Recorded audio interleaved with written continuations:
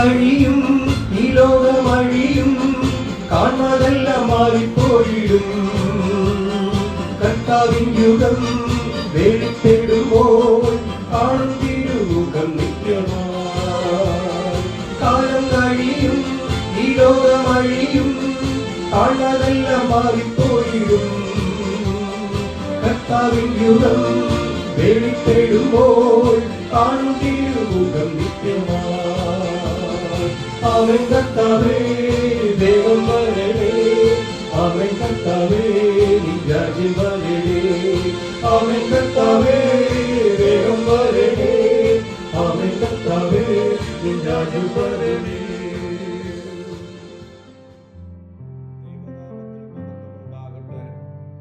ഇന്നത്തെ പ്രഭാത ധ്യാനത്തിനായി 41 സങ്കീർത്തനം 4 വാക്യം. യഹോവേ, എന്നോട് കൃപ തോന്നി എന്നെ സൗഖ്യമാക്കണമേ.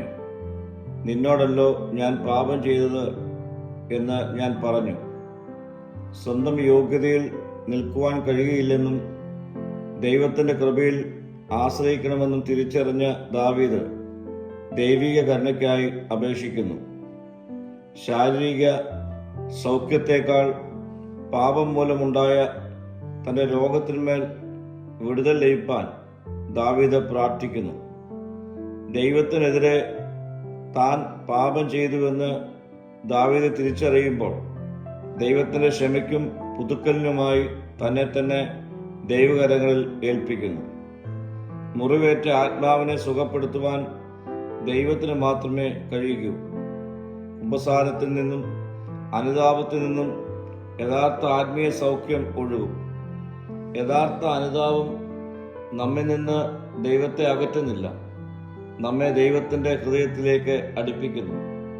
പ്രിയ സ്നേഹിതരെ, നമുക്ക് ഇന്ന് സ്വയം ചോദിക്കാം, എൻ്റെ ജീവിതത്തിൽ മറിഞ്ഞിരിക്കുന്ന പാപ സ്വഭാവം എന്നെ രോഗത്തിൻ്റെ അവസ്ഥയിലേക്ക് എത്തിക്കുന്നുണ്ടോ?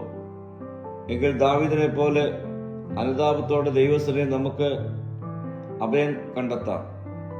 അവൻ ആത്മാവിൻ്റെ സൗഖ്യദായകനും തകർന്നവരെ പുനഃസ്ഥാപിക്കുന്നവനും വീണുപോയവനെ ഉയർത്തുന്നവനുമാണ്. പ്രാർത്ഥിക്കാം. കർത്താവേ, എന്നോട് കരുണയുണ്ടായി എൻ്റെ ബലഹീനതയിൽ എന്നെ സുഖപ്പെടുത്തണമേ. മഹത്വം നീ എടുക്കണം. യേശുവിൻ്റെ നാമത്തിൽ തന്നെ. ആമീൻ.